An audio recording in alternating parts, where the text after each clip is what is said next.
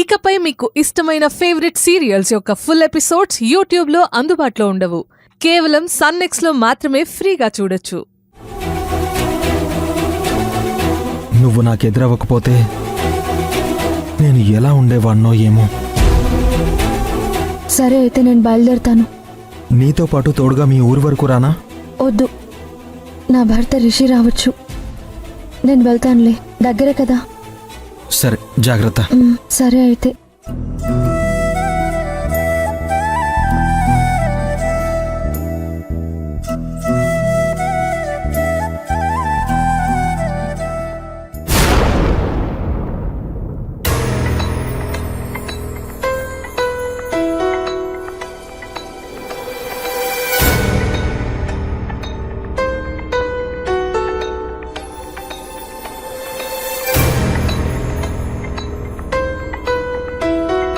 ఎందుకండి అంత టెన్షన్ పడుతున్నారు?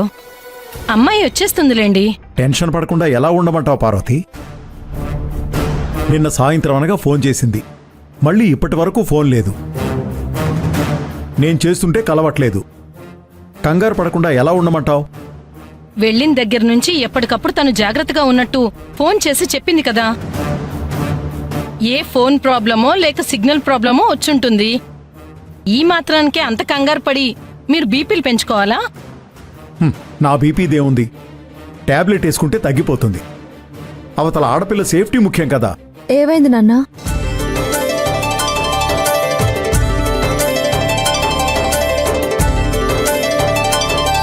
అమ్మా, వచ్చేసావా?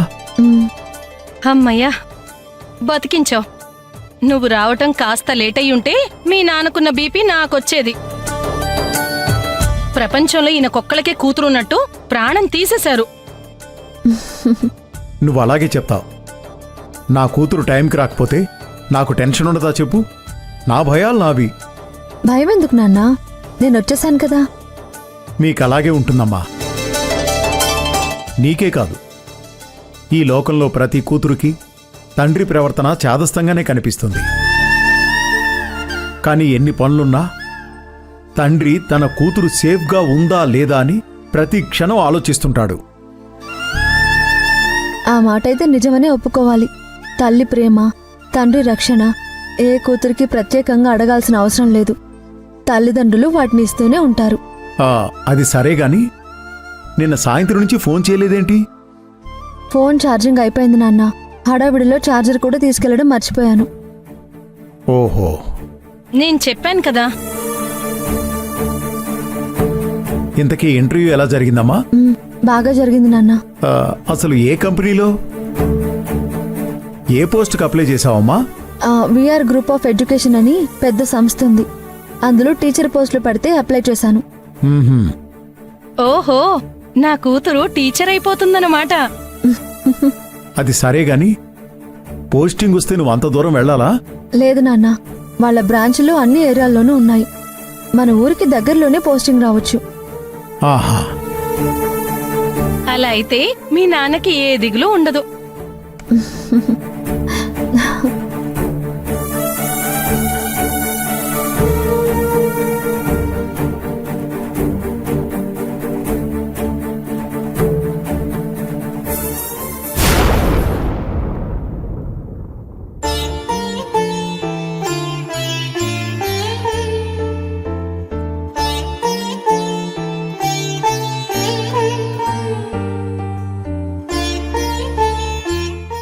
అమ్మా,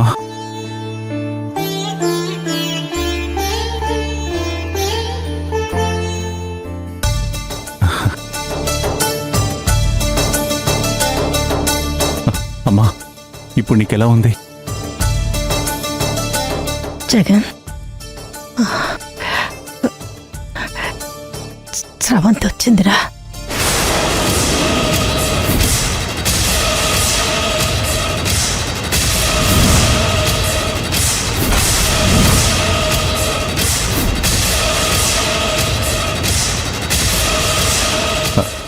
స్రవంతి రావడం ఏంటమ్మా?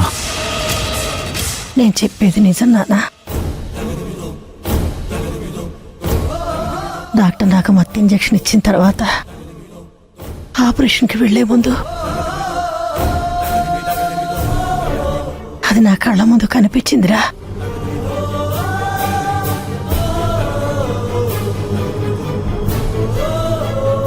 స్రవంతిని చూడగానే నాకు కొండంత బలం వచ్చిందిరా.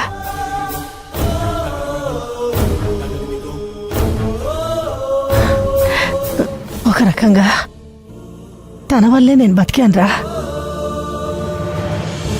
అమ్మా నువ్వేం మాట్లాడుతున్నావో నాకు అర్థం కావడం లేదు. చనిపోయిన స్రవంతి తిరిగి రావడం ఏంటమ్మా? అది చనిపోలేదురా, బతికే ఉంది.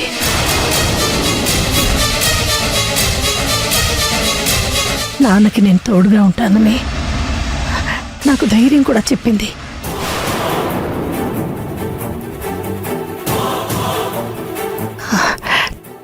ఆ మాటలే నాకు మందుల కంటే ఎక్కువగా పనిచేసే. అయితే ఆ ఆలోచనలే నీకు శక్తినిచ్చి బతికించాయన్నమాట. ఇది ఒక రకంగా సంతోషమేనమ్మా. కానీ భూమి మీద లేని స్రవంతిని ముందుకొచ్చిందనుకోవడం మాత్రం నీ భ్రమేనమ్మా. కాదురా, నేను నా కళ్ళారా చూశాను. నాకు కూడా ఏ అమ్మాయిని చూసినా మన స్రవంతిలానే అనిపిస్తోందమ్మా. అంతెందుకు, ఈ హాస్పిటల్కి శివుడితో పాటు హసీనా అనే అమ్మాయి వచ్చింది. తను మూగమ్మాయి. తన ప్రవర్తనంతా మన స్రవంతిలాగే అనిపించింది. నాతో చాలా ప్రేమగా నడుచుకుంది, భోజనం పెట్టింది. నీకు మెడిసిన్ అవసరమైతే తెచ్చిపెట్టింది. నాకు తనని చూస్తున్నప్పుడు మన స్రవంతే గుర్తొచ్చిందమ్మా. అది కాదురా, నేను చూసింది స్రవంతిని. త్వరలో ఇంటికి వస్తానని చెప్పింది కూడా. నా స్రవంతి మళ్ళీ తిరిగి వస్తానంటే నాకంటే సంతోషించేవాళ్ళు ఈ లోకంలో ఎవరుంటారమ్మా? కానీ అది ఎలా సాధ్యమమ్మా?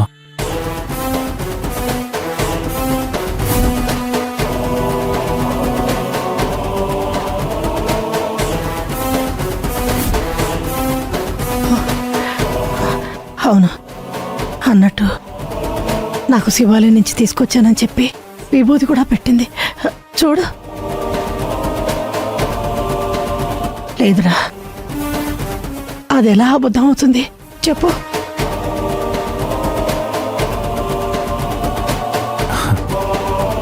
ఒక్కొక్కసారి ఆపరేషన్కి తీసుకెళ్లే ముందు నర్సులు కూడా బొట్టు పెడతారమ్మా. నువ్వు ఈ సమయంలో ఎక్కువగా ఆలోచించకూడదు. రెస్ట్ తీసుకో, తర్వాత మనం మాట్లాడుకుందాం. అది కాదురా. అమ్మా ప్లీజ్ అమ్మా. సరే అమ్మా, నువ్వు అన్నట్టు స్రవంతే వచ్చిందనుకుందాం. తర్వాత ప్రశాంతంగా డిస్కస్ చేద్దాం. ముందు రెస్ట్ తీసుకోమ్మా, పడుకో.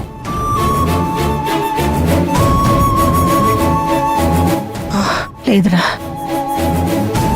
నేను చూసింది స్రవంతినే. నేను చూసింది స్రవంతినేరా. స్రవంతి వచ్చిందిరా, వచ్చింది.